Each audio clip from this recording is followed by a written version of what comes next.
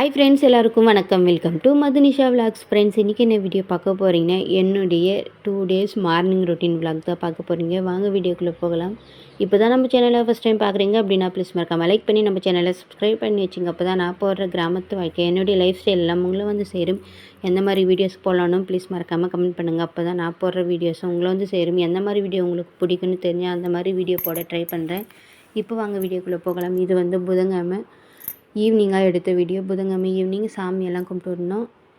ஏன்னா புதன்கிழமை அமாவாசை அப்படின்றனால காலையில் சாமியெல்லாம் கும்பிட்டு படைச்சி முடிச்சிட்டோம். ஈவினிங் போல் வழுக்கேற்றி ஊதுபத்தி மட்டும் சாம்பிராணி ஊதுபத்தி மட்டும் போட்டு வச்சுருந்தேன். சரின்னு சொல்லிட்டு புதன்கிழமை அப்படின்னாலே அத்தை சந்தைக்கு போய் வருவாங்க.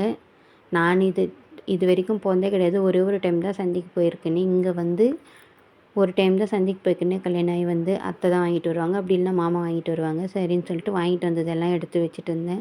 பாவக்காய், கத்திரிக்காய், கொத்தமல்லி, கருவேப்பிலை, புதினா வந்து இவ்வளோ பெரிய கட்டு இருக்குது. ஆனால் நிறைய இதுவாக தான் இருக்குது. பில்லு உதார மாதிரி அப்படியே பிடிங்கி போட்டுக்கிறாங்க. சரின்னு சொல்லிட்டு அத்தைக்கு தலைவலிக்குதுன்னு தைலமும் வாங்கிட்டு வந்திருந்தாங்க. கொத்தமல்லி, கருவேப்பிலையும் கம்மியாக தான் கொடுத்துருந்தாங்க.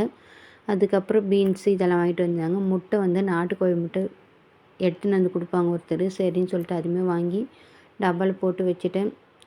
ஏன்னா குட்டி பொண்ணு எப்போனா இப்போ கேட்குறா, இந்த பிளாயர் முட்டையும் கொடுக்கலாம், ஆனால் அதை விட நாட்டுக்கோழி முட்டை நல்லது அப்படின்றதுனால வாங்கி இதை கொடுத்துட்ருக்கோம். சரின்னு சொல்லிட்டு கரெக்டாக நான் ஈவினிங் காலையில் எழுந்ததுமே சூரியனை பார்த்துட்டு சரி ஜன்னலை விடலாம், ஜன்னல் தந்து விட்டதுமே கோழி கொக்கரை கோன் கூவுது. கிராமத்தில் இந்த கோழி குருவிங்க சத்தம், காலையில் சிட்டுக்குருவி சத்தம்லாம் அவ்வளோ சூப்பராக கேட்கும். கோழியுமே கூவிட்டு இருக்கும். 4 மணி ஆகுதோ இல்லை கோழி கூவ ஆரம்பிச்சிடும். அப்பயே தெரிஞ்சிடும் பொழுது வெடிய போகுது அப்படின்னு சொல்லிட்டு. சரின்னு சொல்லிட்டு எழுந்ததும் டீ போட்டு குடிச்சிட்டு அதுக்கப்புறமா வந்து கத்திரிக்காய் அந்த மொச்சக்கொட்டை வாங்கிட்டு வந்திருந்தாங்க. இதுவுமே உரித்து விற்கிறாங்க. நாங்கள்லாம் அப்படியே தான் விற்போமே எங்கள் கொல்லியில் இருக்கிறப்போ. இப்போ இதை உரித்து 20 ரூபான்னு விற்றுருந்தாங்க. கருவாடு ஏற்கனவே வீட்டில் இருந்தது. சரி இதெல்லாம் போட்டு கருவாடு மொச்சக்கொட்டை எல்லாம் போட்டு குழம்பு வச்சிடலான்னு சொல்லிட்டு கருவாட்டு குழம்பு தான் வச்சுருந்தேன். இது வந்து வியாழக்கிழமை காலையில் எடுத்த வீடியோ. சரின்னு சொல்லிட்டு அதெல்லாம் குழம்பு வச்சுட்டு ஒரு சைடு சாப்பாடுமே வச்சுட்டு இருந்தேன். இந்த கருவாட்டு குழம்புக்கு எண்ணெய் கொஞ்சம் ஜாஸ்தியாக ஊற்றி நார்மலாக எப்படி புளிக்குழம்பு வைப்போமோ அந்த மாதிரி தான். கத்திரிக்காய், மொச்சக்கொட்டை இதெல்லாம் இது கூட உருளைக்கிழங்கு போட்டிருந்தாலும் நல்லா இருந்திருக்கும் டேஸ்ட்டாக. ஆனால் எனக்கு ஞாபகமே இல்லை. சரின்னு சொல்லிட்டு அரிசி ஒரு சைடு ஒலை கொச்சின்னு இருந்தது, அதுக்கும் அரிசி போட்டுட்டு இந்த சைடு 2 பக்கமும் மாற்றி மாற்றி செஞ்சுட்டு இருந்தேன். எல்லாத்தையும் செஞ்சு முடிச்சுட்டு அதுக்கப்புறம் காலையில் அப்படின்னாலே எழுந்து வாசலெல்லாம் கூட்டி விட்டுட்டு கோலம் போட்டுருந்தேன். இன்றைக்கி கோலம் போடுறதில் வீடியோ எடுக்க முடியல, டைமும் இல்லை, பரபரப்பாக செஞ்சிட்டு இருந்தேன். அதனால் வீடியோவும் எடுக்கலை. சரின்னு சொல்லிட்டு இந்த மொச்சக்கொட்டை கத்திரிக்காயெல்லாம் போட்டு பூண்டு அப்படியே முழுசாகவே போட்டுருந்தேன். ஏன்னா பூண்டு இல்லாமல் இருந்ததுனால ஒரு 2-3 பூண்டு தான் இருந்தது. அது தட்டி போட்டாலும் அந்தளவுக்கு தெரியாது அப்படின்றதுனால அப்படியே போட்டு வச்சுருந்தேன் முழுசாகவே. அதுக்கப்புறமா தான் பூண்டு வாங்கிட்டு வந்திருந்தாங்களே.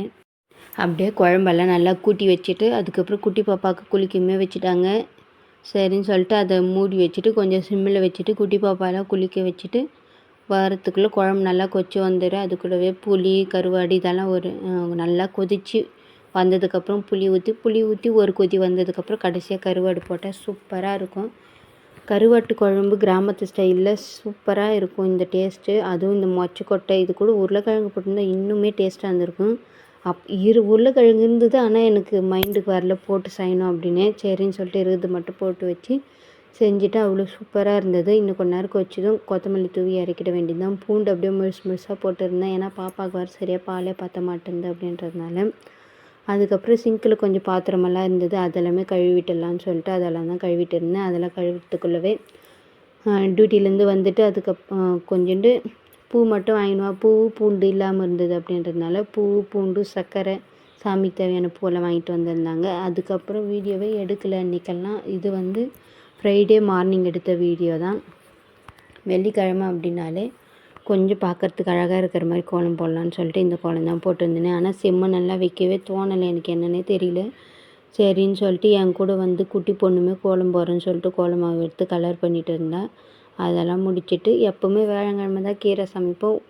சரி இந்த வாரம் அத்தை கீரை வாங்கிட்டு வரல. சரின்னு சொல்லிட்டு இங்கே ரோட்டு மேலே விற்றுட்டு வருவாங்க. இது கிராமம் அப்படின்றதுனால கீரைங்க அங்கங்கே அவங்களே நிலத்துல போட்ட கீரையை முடிஞ்ச அளவுக்கு இந்த மாதிரி ரோட்டு மேலே விற்றுட்டு வராங்க. கீரை, தக்காளி, உருளைக்கிழங்கு இந்த மாதிரி எல்லாம் கீரை ரொம்ப ஃப்ரெஷ்ஷாக இளங்கீரையாக இருந்தது. வெள்ளை அடிக்குது அப்படின்னு சொல்லிட்டு சீக்கிரமாகவே பிடிங்கிட்டு இருந்தாங்க. ரொம்ப இலசியாக இருந்தது கீரை.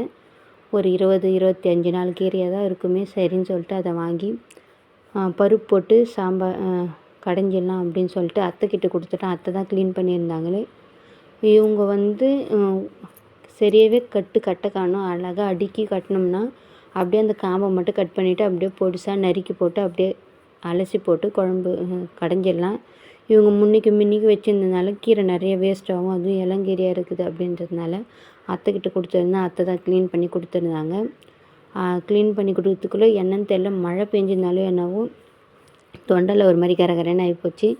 சரி இப்படியே விட்டுட்டால் இன்னும் மோசமாயிடும் நிலமை. அதுக்கப்புறம் பாப்பாவுக்கு வேறு பால் கொடுக்குறோம். அவளுக்கு கோல்ட் ஆயிடுச்சுன்னா ரொம்ப கஷ்டப்படுவா. இப்போவே தடுப்பூசி வேறு போட்டுன்னு வந்து அது வேறு ஒரே 2 நாளாக அழுதுகிட்டே இருக்கா. அப்படின்றதுனால முடிஞ்ச அளவுக்கு பத்திரமா பார்த்துக்கணும் 1 வயசு வரைக்கும். ஏன்னா பெரிய பொண்ணுக்கே ரொம்ப அவஸ்தைப்பட்டுட்டேன். ஒரு 9 மந்த்தில் அந்த இது கோல்டாகி ரொம்ப சிஎம்சிலலாம் அட்மிட் பண்ணுற மாதிரி ஆயிடுச்சு.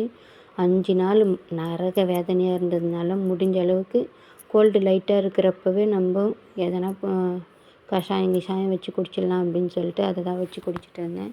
சரின்னு சொல்லிட்டு அப்படியே கீரையுமே ரெடி பண்ணிட்டேன்.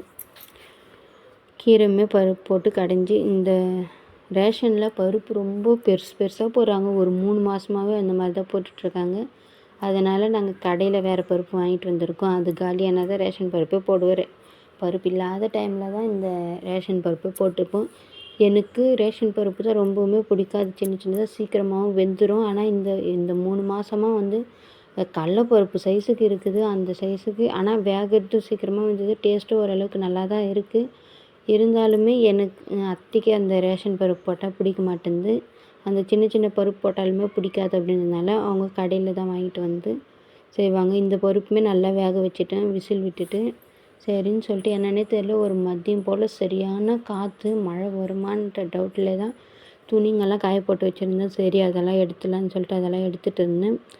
அதுக்கப்புறம் கொஞ்சம் டீ குடித்த பாத்திரம், கொஞ்சம் பாத்திரமெல்லாம் இருந்தது. சரி அதெல்லாம் விலைக்கு முடிச்சிடலான்னு சொல்லிட்டு அதெல்லாம் தான் விளக்கிட்டு இருந்தேன். விலைக்கு வச்ச பாத்திரமும் எடுத்து கவுத்துட்டு அந்த பாத்திரமும் கழுவிட்டு கொஞ்சம் மீன் இருந்தது. சரி அது மீன் பிடிச்சிட்டு வந்திருந்தாங்க. சரி அதுக்கு மசாலா போட்டு வச்செல்லாம் வறுத்து சாப்பிட்லாம் அப்படின்னு சொல்லிட்டு அதுக்கு மசாலா போட்டு வச்சுட்டு இருந்தேன். அவ்வளோதான். இதுதான் என்னுடைய கிராமத்து வாழ்க்கை. இந்த வீடியோ பிடிச்சிருந்தா லைக் பண்ணுங்கள். நம்ம சேனலை சப்ஸ்கிரைப் பண்ணாமல் பார்த்துட்டு இருந்தேன். ப்ளீஸ் சப்போர்ட் பண்ணி நம்ம சேனலை சப்ஸ்கிரைப் பண்ணிங்க. அப்போ தான் நான் அப்புறம் கிராமத்து வாழ்க்கை என்னுடைய லைஃப் ஸ்டைலெல்லாம் உங்களும் வந்து சேரும். ப்ளீஸ் எனக்கு சப்போர்ட் பண்ணுங்கள். நம்ம சேனலை சப்ஸ்கிரைப் பண்ணிக்கோங்க.